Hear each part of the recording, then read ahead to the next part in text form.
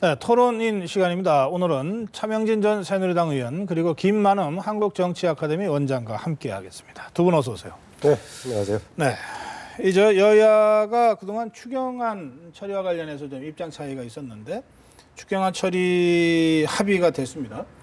그리고 또 국정원 해킹 의혹과 관련된 진상규명 활동에 대해서도 대체로 여야가 국회 정보위를 중심으로 해서 사실관계를 한번 확인해 보는 걸로 이렇게 합의가 된 것 같습니다. 조금 전에 임명진 목사님은 오랜만에 여야 지도부가 좀 제 몫을 하는 것 같다 이렇게 긍정평가도 하고 가셨는데 차명진 의원은 어떻게 평가하세요? 일단은 제가 볼 때는 야당의 입장에서는 뭐 법인세 인상이라는 명분도 얻었고, 네. 그리고 분명히 아마 이번 추경을 통해서 각 지역구 예산들 다 받았을 테고, 그래서 야당에서 아마 통과시켜 줄 것 같습니다. 아, 그래요? 예, 예측은. 그 상황에서도 지역구 예산은 챙깁니까? 그럼요. 예, 다 챙기게 돼 있습니다. 예. 특히 추경 같은 경우에는 네. 네, 추경을 위한 특별한 항목이 마련되는 게 아니라 본 예산에서 뒤로 밀렸던 거 있지 않습니까? 아, 예. 그런 것들이 이제 추경에서 다 떨이 취급하듯이 네. 예, 그렇게 됩니다. 그래서 이 그런 차원에서 봤을 때 하여튼 제가 보면은 뭐 이게 추경이 추경은 통과되겠다. 그래서, 예. 다만 이제 예측관 문제로 이제 판단의 문제에서 저는 솔직히 이번 추경 처리 과정과 관련해서 박근혜 대통령한테 실망했습니다. 어떤 대목에서요? 법인세 인상. 법인세 인상 부분에 대해서 박근혜 대통령 이거를 어물쩍 하는 걸로 이렇게 해주셨는데, 물론 이제 합의안의 내용이 합의안은 정확하게 어떻게 되어 있습니까? 그럴 수도 있다 이렇게 하는데, 합의안이 어떻게 되냐면 예. 연례적 세수 결손 방지를 위해 네. 세출 구조 조정과 함께 이건 이제 그냥 하는 소리고, 네. 세입 확충을 위한 모든 방식, 모든 괄호 방식. 열고 소득세 및 법인세 등의 정비. 이것도 이제 애매하게 표현했지만 사실은 이제 이 소득세나 법인세 올리겠다 이런 그러니까 것입니다. 어쨌든 문은 좀 열어놨네요. 그 방법을 마련하고 국회와 논의하여 대책을 알겠습니다. 수립한다. 요게 말씀이죠. 예. 아주 그 지난번에 국회법 그 합의 내용하고 하여튼 비교를 한번 해보세요. 국회법 예를 들어서 이렇습니다. 시행령이 모법에 어긋난다고 할 때 국회는 시행령의 수정 변경을 요청할 수 있고, 이 경우 부처회장은 요구받은 사항을 처리하고 그 결과를 보고해야 한다. 알겠습니다. 그때부터 더 명확해요. 지금 이게 일종의 그 연계 전략이나 끼워넣기의 이 법인세 인상 문제가 지금 들어가 있다. 들어가 있는 거예요. 그래서 이거 대통령이 결과적으로 이거를 허용한 것 아니냐. 그렇죠. 예, 원칙이 없는 거다. 이런 말씀이시군요. 박근혜 대통령 원칙 그렇게 얘기하시는데 저는 그렇게 생각합니다. 제가 법인세 인상을 반대하는 게 아니에요. 정치를 하려면 적어도 자신이 그 어떤 입장을 세웠으면 그것을 일관되게 그래, 해야지. 알겠어요. 예. 박근혜 대통령 원래 그렇게 하시던 분이. 그리고 만약에 진짜 이번에 세 인상하게 된다면 그럼 국민들께 이게 지금 이게 너무 세수가 부족해서 제가 이 세수를 올려야 되겠습니다. 네. 이렇게 고백을 하시든가. 알겠습니다. 자, 그리고 이 국정원 해킹 의혹 관련된 여야 합의에 대해서는 어떻게 평가하십니까?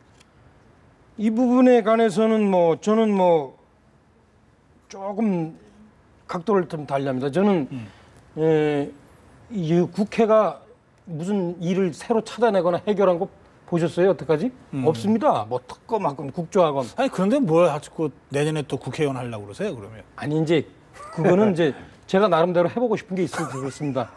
북한 인권 죄송합니다, 제가. 예. 그래서 이번에 제가 하는 말씀드린 요즘 뭐냐면 국정원장이 예. 이제 발표해야죠. 국정원장이 지금 가장 문제가 되는 게 뭡니까? 그 자살한 임모 씨가 뭔가 이렇게 이 오해가 될 소지 부분을 지웠다. 그게 뭐냐 이게야. 그게 국내인의 프라이버시를 침해한 거냐 아니냐. 이게 문제되는 거 아닙니까? 이 부분에 대해서 그때 분명히 국정원을 관계하는 새누리당 정부위원이 뭐라 그랬냐면 일주일이면 그거 다 복구할 수 있다고 그랬어요. 예. 일주일 됐습니다. 그러면 국민들이 지금 얼마나 궁금해 하겠습니까? 내 사생활이 보호되나 안 되나. 알겠어요. 예. 이거를 국정원장이 그러면 얘기를 해야죠. 국민들께 됩니다. 우리가 솔직히 내국인 사찰했습니다. 내국인 사찰한 거 없습니다. 해야죠. 네. 그리고 나서 국회 보고 조사를 하라 그러든가 해야지. 지금 국정원장이 아무 얘기도 없어요. 지금 이미 다 위키리크에서 통해서 폭로된 마당에 국정원장이 얘기 안 하고 있으면 안 되죠. 그래서 그거부터 하고 그다음에 국회 이거 합의한 거 해야 된다. 저는 그렇게 생각해요. 예. 개만원 어떻게 보세요? 일단 그 국회 지금 추가 경정 예산 통과되는 과정 내일 지금 처리가 될 것으로 예상이 되는데 네. 법인세 들어가는 거 두 가지 관점에서 얘기할 수 있겠습니다. 하나는 차 의원 얘기했다시피 대통령과 관련된 문제. 국회에서 이거 여야 간에 결정하는데 대통령 사전 결재 받아야 되나요? 그건 아니죠. 그러나 현실적으로는 뭐 비슷하게 받는 것 같은데 얘기하는데 이전 같으면 만약에 법인세 그대로 끼워 넣었다면 박근혜 대통령이 다시 배신의 정치 꺼냈을 법도 합니다. 한데 이번에는 그냥 끼워 넣었다고 말하기가 곤란한 게 뭐냐면요. 이번 추경에 5조 몇 천이나 되는 지금 세입 추경이 들어있단 말이죠. 경정이. 예. 그럼 왜 세입 경정이 들어있냐 가지고 야당이 굉장히 비판적인 지적이 있었죠. 이거 충분히 그동안 예상을 못했던 거냐. 심지어는 경제 성장률도 40% 이상 계속 예측을 잘못한 거 아니냐. 계속 지금 세입 결손되는 게 4년 연속 나오고 있었는데 갑자기 돌출된 것처럼 이거 추경에 넣으면 되겠느냐라는 것이 일리가 있는 거죠. 그래서 최경환 부총리도 할 말이 없었던 것이고. 그래 고개를 숙였어요. 예, 그래서 근본적인 세입 대책이 없이 그러면 계속 추경으로 때울 거냐라고 보자면은 뭔가 세입 대책이 필요한 것은 또 사실 아니겠습니까? 네. 그래서 이 부분에 대한 대책이 같이 들어가는 것은 갑자기 끼워넣는 것이 아니라 예. 같이 맞물릴 수밖에 없는 거다라고 보고요. 네네. 국정원 관련 부분은 저는 적당히 절충은 잘했다고 봅니다. 물론 모든 문제가 그렇듯이 구체화되면서 혹시 이제 디테일의 악마가 있을지 모르겠지만은 현재는 일상적인 정보의 가동보다는 조금 더 적극적으로 하고 있는 것 같고 네네. 대신 이제 국가 안보 정보 차원에서는 또 일정하게 비밀을 또 엄수하도록 하는 걸 서로 추진하고 있으니까 그래요. 예. 이것은 여야가 바람직한 방향으로 가고 있지 않나 그렇죠. 봅니다. 이 관련 상임위가 동시에 가동이 되고 거기서 나오는 논의의 성과들이 정보위로 다시 모아져서 정보위에서 말씀하신 대로 국가안보와 관련된 부분들을 배려하고 고려하면서 그러나 따질 건 따져보겠다. 이게 지금 여야 지도부의 합의니까 그 부분에 대해서는 지금 국회 차원에서 할 수 있는 거는 대체로 합리적인 수준에서 합의가 됐다. 다만 국회가 이렇게 가동을 할 경우에 국회의 활동 과정에서 국정원이 아까 차명지 전 의원이 문제 제기하신 그 대목과 관련된 국정원의 그 사실관계에 대한 입장들이 이제 저는 어떤 형태로든 국회에서 보고가 되고 표명이 될 거라고 생각하지만 그러나 그와 별도로 근데 뭐 국정원 차원에서 입장 정리라든지 이런 것들이 만약에 필요하다고 생각한다면 그거는 그것대로 좀 타이밍을 좀 잡을 필요가 있겠다. 이렇게 지금 오늘 아까 여야가 좀 뒤바뀐 것 같은데요. 예, 아니 그렇게 문제 제기하신 걸로 하고 네. 예. 그 지금 이 안철수 의원이 이제 새정치연합의 국민정보지키기위원장을 맡아서 대여공세의 이제 그 선봉장 역할을 하고 있습니다. 그러니까 이제 자연스럽게 안철수 의원을 둘러싼 여야 간의 공방이 좀 이게 상당히 지금 거칠어지고 있어요. 네. 관련 발언들을 잠깐 좀 확인해 보겠습니다. 그러나 새누리당은 국정원 요구 자료는 폭거, 국가기밀 유출 범죄 행위 운운하면서 정치 공세화를 시도하고 있습니다. 국회의원이 국회법에 따른 절차를 거쳐서 정식으로 자료 요구를 한 것이 뭐가 잘못된 행위입니까? 국정원의 해킹 대상자가 누구였는지를 정확히 밝혀내기 위해서 검찰 수사를 통해서 이것을 진행하고자 이 고발장을 제출하게 된 것입니다. 안철수 새정치민주연합 의원도 제가 그렇게 국가 정보를 다 벗기려고 생각하지 말고 자기 해킹 전문가로서 그 백신을 개발한 분으로서 이럴 때 자기는 국가를 위해서 또 국정원을 위해서 어떻게 해야 된다는 자기가 좋은 문제를 가지고 풀어줄 수 있는 국가를 도와줄 수 있는 그렇게 행동을 할 때 안 의원이 보안 전문가라면 국가정보기관을 무력화시키는 데 앞장설 것이 아니라 북한 사이버 테러 대비에 앞장을 써야 할 것입니다. 네, 여야 간의 상반된 입장을 좀 들어봤습니다. 이번에 김만은 원장께서. 네, 저는 그동안에 안철수 의원이 가끔 정치적인 행보에서는 조금 아쉽다라는 점을 느끼기도 했었는데 이번에 지금 주장하는 두 가지 내용이 있지 않습니까? 하나는 네. 본인이 국회법 절차에 따라서 여러 가지 정보 관련 자료 요구하는 것이 뭐가 잘못된 거냐. 100% 맞는 말이라고 봅니다. 그리고 본인이 그동안에 봤을 때 통신비밀보호법이라든가 그다음 여러 가지 정보보호법 등 또 업무방해 등 소지가 있다라고 해서 검찰에 문제 제기한 것도 해볼 수 있다라고 봅니다. 이것을 가지고 서청원 최고라든가 신의진 대변인이 가지고 마치 국가 안보와 관련된 이적 행위를 한 것처럼 얘기하는 것은 잘못된 판단이다. 해외에다가 무슨 고자질한 것도 아니고 비제도적인 방법을 통해서 압박을 가한 것도 아니고 우리 검찰의 국가기관에 우리의 중요한 안보를 담당하는 기관이 국민을 향해서 혹시 잘못된 행위를 하지 않았느냐, 혹시 국가의 자산을 내국에 팔아먹는 이적 행위를 하지 않았느냐, 이걸 묻는 것은 당연한 거 아니겠습니까? 이것이 국가에 오히려 이익이 되는 행위인데 이걸 가지고 마치 이적 행위처럼 지적하는 새누리당의 두 의원들 오히려 뭐 봉창 뚫는 소리 같아요. 예. 저도 동의합니다. 예, 제가 이제 여당이 아니라 야당이 있었을 때, 그 당시 이명박 정부의 국정원에서 야당 등 일반인들의 재산 조사를, 뒷조사를 100여 명 넘게 했어요. 그때 이제 제가 그 국정원에 찾아가서 항의도 하고 그랬는데, 그래서 지금 사실 흐지부지 됐습니다. 아니, 언제적 얘기예요? 노무현 정부 그러니까 말기에. 이명박 정부 때라 그랬어요. 죄송합니다. 예, 노무현 정부 노무현 정부 말기 말기 때. 지금 이제 기본적으로 이렇습니다. 국가 안보 중요합니다. 그러나 동시에 개인 인권, 정보 인권 중요합니다. 그래서 그 두 가지를 다 좋아해야 되고, 네. 특히 야당의 입장에서 개인 정보 인권 그것을 주장하는 것은 저는 당연하다고 생각합니다. 안철수 의원이 당연히 그 요구해야죠. 해야 돼. 따라서 이 지금 안보를 빌미로 해서 어떤 그 현재 개인 정보가 누출됐는가 안 됐는가에 대한 추궁 내지 추적을 하지 못하게 얘기하는 것은 저는 올바른 자세가 아니라고 봅니다. 네. 지금 조금 아까 나왔던 새누리당 의원들. 다만 안철수 의원이 좀 제가 볼 땐 좀 정보위에 들어가서 정보위를 통해서 자료 요청을 하고 거기서 좀 자료를 보는 방법을 택했으면 일반적인 국정에 대한 자료 요청과 지휘하고는 좀 다르지 않나. 그거는 아마 제가 볼 때 법적으로도 아마 좀 다를 거예요. 아마 일반 그 국회의원이 정보 국정원에 관한 자료 요청을 할 수 없게 돼 있거든요. 지금 그래서 그 사보임 문제가 있는데 사보임 하는 거는 그렇게 어려운 거 아니죠? 그럼요. 예. 그냥 뭐 동료 의원 한 명하고 이야기만 되면 또는 그렇죠. 뭐 당내 원내 지도부하고 얘기만 되면 원내 바로 지도부가 되는 건데. 해야 될 겁니다. 아마 그렇죠? 그거는. 지금 특수한 상황이 있으니까 저도 뭐 그럴 필요는 있다고 봅니다. 당 네. 차원에서 국민정보지키위원장도 맡고 있으면서도 국회 차원의 정보위 들어가 활동한다면 더 할 역할들이 많기 때문에 네. 하는 것이 필요하다고 봅니다. 저는 아주 그렇죠. 예. 정말로 중요하다고 생각합니다. 지금 제가 볼 때 국회에서 일반 보통 의원들 같은 경우에 지금 이 문제, 해킹 문제에 대해서 이해하고 있는 사람이 저는 거의 없을 거라고 봅니다. 워낙 전문적이기 때문에. 네. 그래서 안철수 의원이 마침 국회의원이 된 것은 저는 상당히 다행스럽다.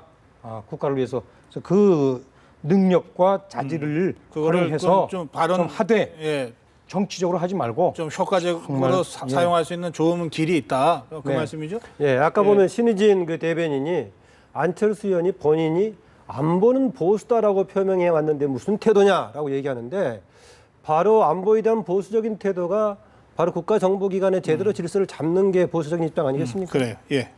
알겠습니다. 지금 뭐 두 분 다 이거 사실은 이 새누리당 박민식 의원으로 기억되는데 안철수 의원이 그 위원장을 맡자마자 그리고 이제 현장 검증 얘기가 나왔을 때 정보위에 와서 같이 합시다 이렇게 먼저 제안했던 적이 있습니다. 그게 한 일주일 전인 것 같은데 아직 이게 사보임으로 좀 깔끔하게 정리가 되면 좋을 것 같네요. 뭐 저 역시 그렇습니다. 알겠습니다. 자 그리고요. 참 이 점은 어떻습니까? 이거 일일이 이런 거를 이런 그 의원들의 활동을 다 뭐 정치적인 효과로 연결지어서 이렇게 해설을 좀 제가 주문하는 게 좀 그렇긴 합니다만 그러나 안철수 의원은 뭐 누가 봐도 대권 주자 중에 한 사람이니까 이번에 그 국민정보지키위원장으로서의 안철수 의원의 활동 이게 다소 좀 이 깔아앉았던 안철수 의원 대권 주자로서의 안철수 의원에 대한 정치적 관심을 불러일으키는데 좀 역할을 할까요? 안철수 의원의 주목은 받고 전문인으로서의 좀 신뢰는 받는 계기는 충분히 될 겁니다. 그런데 이제 대권급의 정치 지도자의 경우에는 어느 분야에 대한 전문 차원이 아니라 다른 포괄적인 정치 리더십에 대한 신뢰가 있어야 하기 때문에 그거는 좀 다른 차원의 문제가 아닌가라고 봐집니다. 예, 알겠습니다. 자, 이 저 셀프 디스 얘기가 갑자기 나와가지고요. 이 새정치연합의 새 홍보위원장으로 영입된 손혜원 씨가 이 셀프 디스를 첫 작품으로 내놓은 것 같습니다. 직접 한번 자료 확인해 보겠습니다. 국민들이 우리 당에 대해서 뭔가 자꾸 이렇게 섭섭해하고 마땅치 않아하고 뭔가 모자라다고 느끼는 것이 분명히 있는데 내려놓는 이런 작업을 했으면 좋겠습니다. 우리 당이 국민들께 새로운 모습을 보여드리려는 이런 야심찬 그런 이제 계획입니다. 그 홍보위원회에서 지금 첫 번째 그 작품으로 셀프 디스 그런 주제로 캠페인을 하려고 하고 또 한편으로는 우리 여름철을 맞아서 시원한 현수막 정치를 하겠다고 지금 계획을 세워서 제가 이제 당 대표로서 가장 먼저 솔선수범 지금 이제 호응을 한 것이죠. 네, 저렇게 해서 이 셀프 디스를 했는데 문재인 대표의 셀프 디스 문구는 강한 카리스마를 보여드리지 못해 죄송합니다. 이렇게 돼 있습니다. 박지원 의원은 호남해서 죄송합니다. 이렇게 돼 있습니다. 차명진 의원 어떻게 평가하세요? 사실 본인들이 알면서 본심은 얘기 안 하신 것 같아요. 네. 제가 문재인 대표라면 선거 졌는데 책임을 안 져서 미안합니다. 이게 확실한 거고. 그다음에 박지원 의원은 소신 없이 이기는 편 되는 편만 계속 따라다녀서 미안합니다. 이거죠. 제가 그분들 정치를 지켜본 바에 의하면. 그게 이거 아마 확실한 셀프 디스인데 제대로 된 셀프 디스가 아니다. 이거 아닙니다. 일정하게 자기의 이 어떤 약점을 좀 보완하기 위한 얘기에 불과합니다. 우리가 다 보면 다 아는데. 이 저 문구를 보면 이 문재인 대표는 다른 사람이 이야기를 듣는데 익숙해지다 보니까 이거는 디스인지 자화자찬인지 잘 모르겠어요. 다른 사람 얘기 듣는 게 좋은 일이지. 잘한다는 말씀이시죠. 하여튼 셀프 디스를 발표했던 또 어제 당원 여러분께 드리는 글이 있었죠. 예. 그 글을 보면은 강한 카리스마 문제가 아니라 상황에 대한 인식을 제대로 못하고 있어서 죄송합니다라고 봉창 뚫는 소리를 가끔 해서 죄송합니다라고 하는 게 아마 문재인 대표한테는 맞는 것 같고요. 예.